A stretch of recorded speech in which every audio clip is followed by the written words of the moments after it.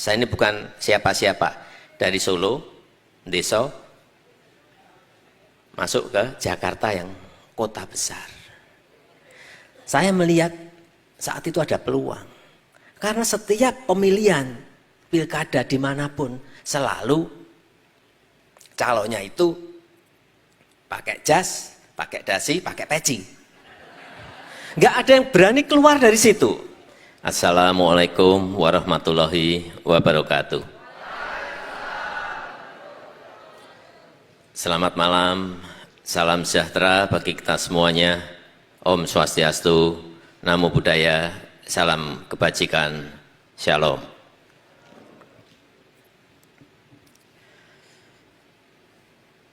Yang saya hormati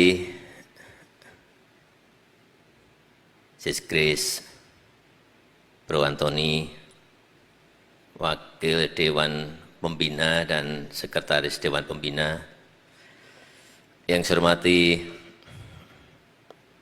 Bro Giring, Ketua Umum, beserta Sis Dia, Sekjen, serta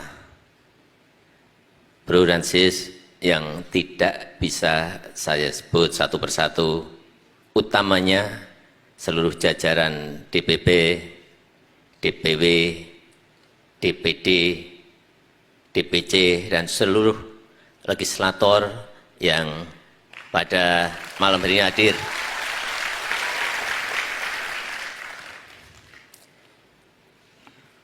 Saya tadi sebetulnya mau menyampaikan sesuatu, tapi kok sama persis dari yang disampaikan Bro Giring tadi. Jadi ini komplit, tapi jadi nggak dipakai.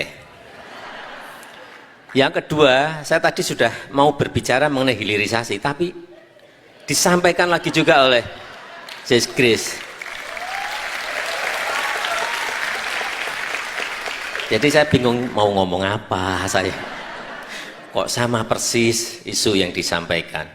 Tapi yang ingin saya sampaikan yang pertama adalah peluang.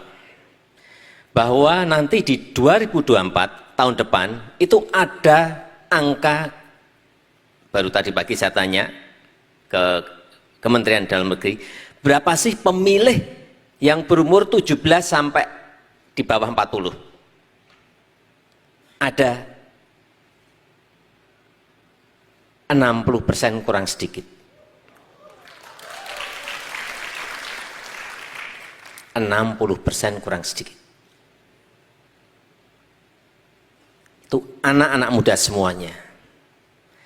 Dan pasar segmen sebesar itu, itulah yang memang harus disasar dan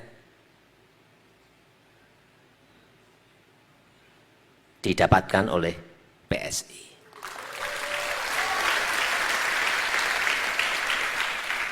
Dan menurut saya sangat cocok sekali dengan PSI.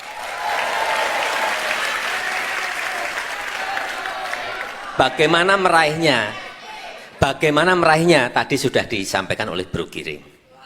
Jadi saya enggak menyampaikan lagi. Ya itu memang itu yang harus dilakukan. Artinya isu-isu yang mau kita angkat ini harus pas dengan keinginan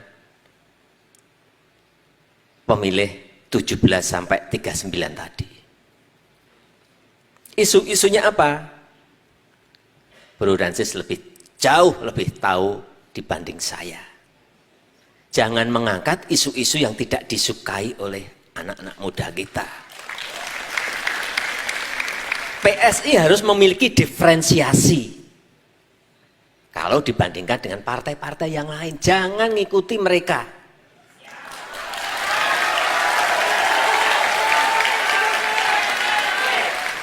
Isunya jangan ngikuti mereka. Jangan menjadi follower, tapi harus menjadi trendsetternya. Dapat pasti dapat. Ingat, saya ini bukan siapa-siapa, dari Solo, desa, masuk ke Jakarta yang kota besar. Saya melihat saat itu ada peluang. Karena setiap pemilihan pilkada dimanapun selalu calonnya itu pakai jas, pakai dasi, pakai peci. Nggak ada yang berani keluar dari situ. Ingat ini, benar. Nah, kalau ada yang masih menampilkan seperti itu dari PSI, itu sudah berarti sudah.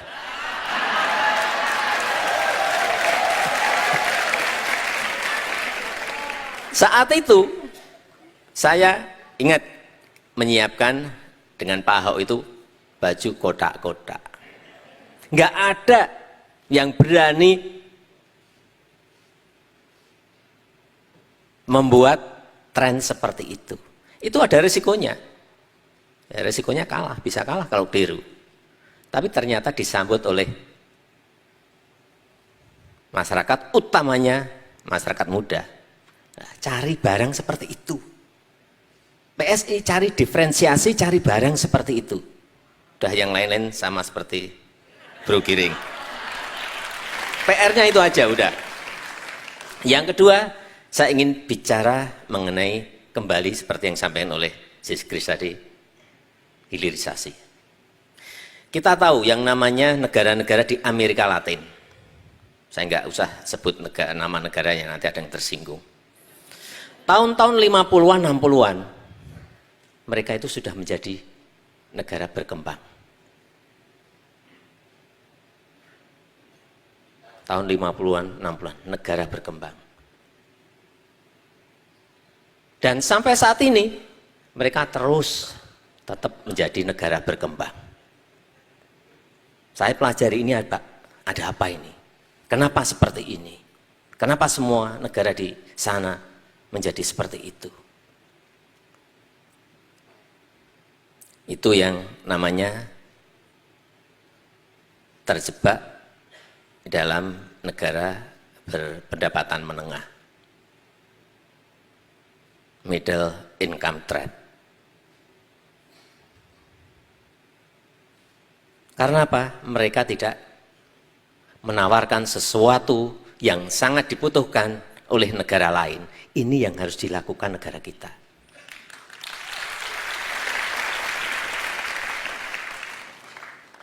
Saya berikan contoh yang melompat cepat sekali, Korea Selatan.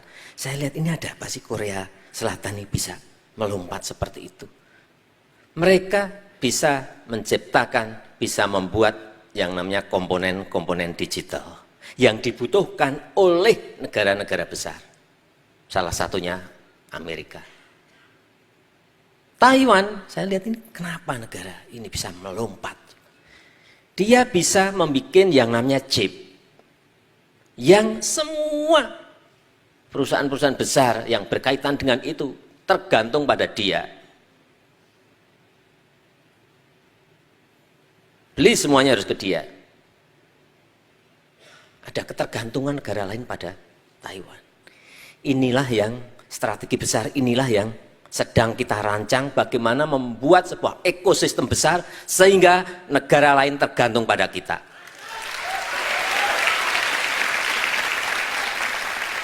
Itulah yang kita namakan baru rame sekarang ini yang namanya hilirisasi. Tapi hilirisasi itu bukan nikel saja, karena kita ingin menyatukan, mengintegrasikan yang namanya seluruh kekayaan alam ini menjadi satu barang yang nanti dibutuhkan, yang namanya EV baterai, lithium baterai. Di situ ada komponen dari nikel, di situ ada komponen dari tembaga, di situ ada komponen timah, di situ ada komponen bauksit, yang semuanya harus kita satukan, kita integrasikan, sehingga muncul nanti yang namanya EV baterai dan babak selanjutnya ekosistem yang lebih besar yang namanya mobil listrik. Yang ke depan mau tidak mau semua negara akan mencari barang ini. Entah lithium baterainya, EV baterainya maupun mobil listriknya. Semua akan menuju ke sana karena sekarang semua negara memberikan insentif rakyatnya untuk beli itu. Inilah yang sedang kita rancang. Dan negara lain tahu mengenai itu.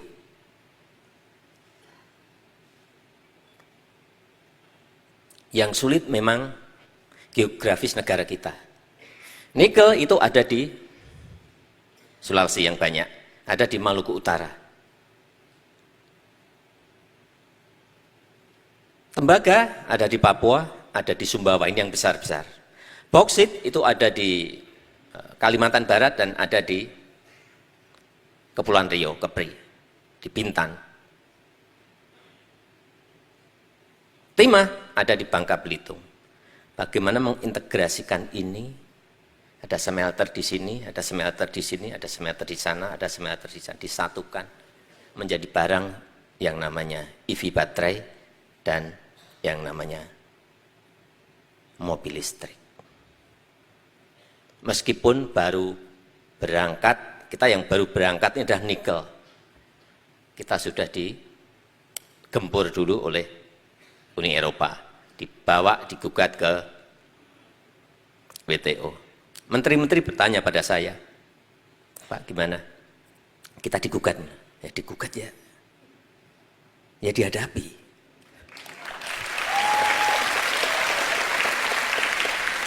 Kalau kita digugat, kemudian kita mundur, jangan berharap negara ini akan menjadi negara maju, jangan berharap.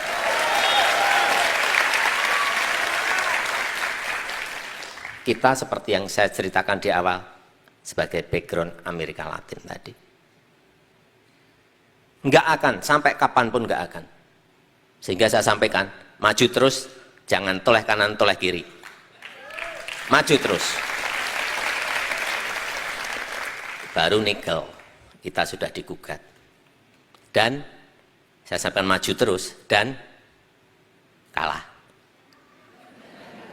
Kita kalah, baru saja tahun kemarin, kalah kita digugat di WTO, kalah. Menteri-menteri tanya lagi, gimana Pak kita kalah? Ya kalah ya dihadapi. Ada upaya apa lagi? Bisa Pak banding. Ya banding. Banding. Kita tunggu lagi, banding lagi, enggak apa-apa. Pada saat nanti ada keputusan, barang ini sudah jadi.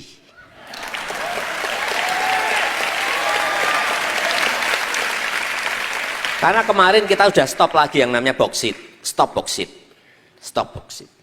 Ini belum ada yang gugat. Padahal 80% raw material boksit, konsentrat boksit itu larinya ke Tiongkok. Ini sudah kita dapat musuh di Uni Eropa. Ini ada lagi nih yang gede juga. Moga-moga enggak gugat. Setelah boksit nanti lari, sebentar lagi nih baru kita kalkulasi, tembaga juga harus stop. Sehingga komponen-komponen kabel itu ada semuanya diproduksi di negara kita.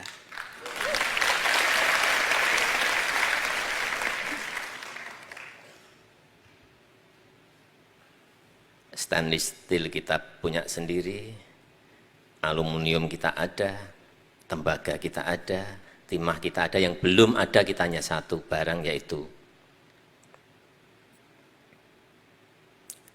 lithium.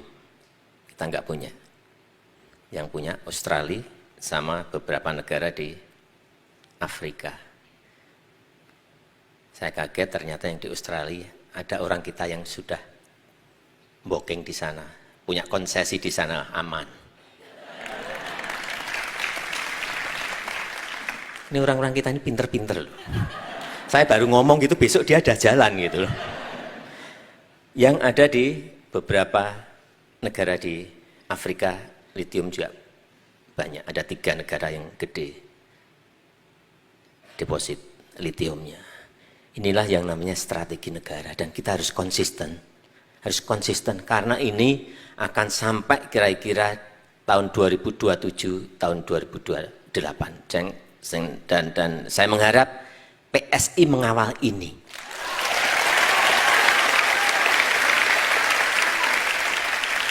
Oleh sebab itu, PSI harus bisa masuk Senayan.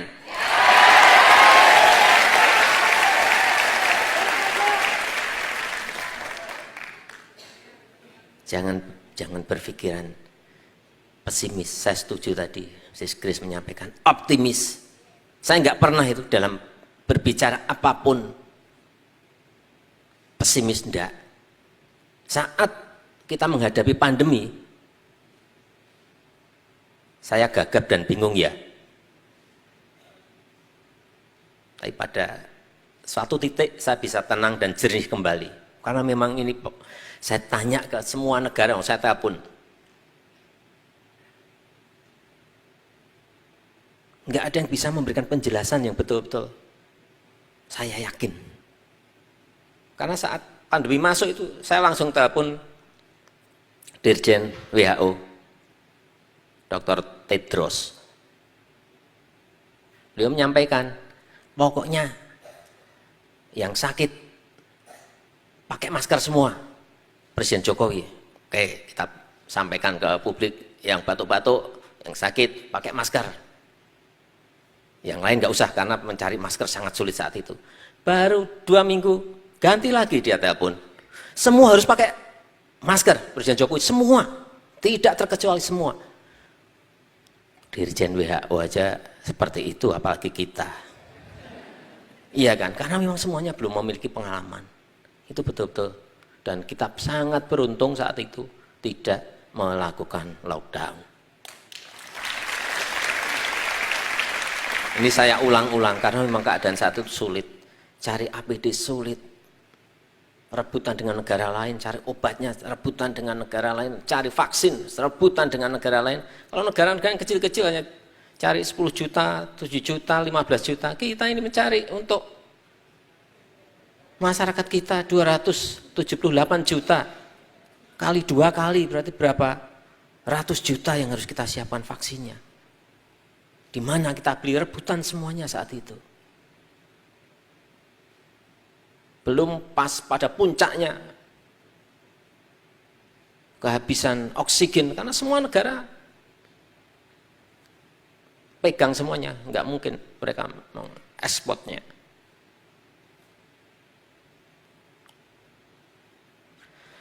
Saya rasa itu yang ingin saya sampaikan dalam kesempatan yang baik ini, dan sekali lagi semuanya harus optimis bahwa PSI bisa masuk Senayan di tahun 2024. PSI menang, pasti menang. Terima kasih, saya tutup. Wassalamualaikum warahmatullahi wabarakatuh.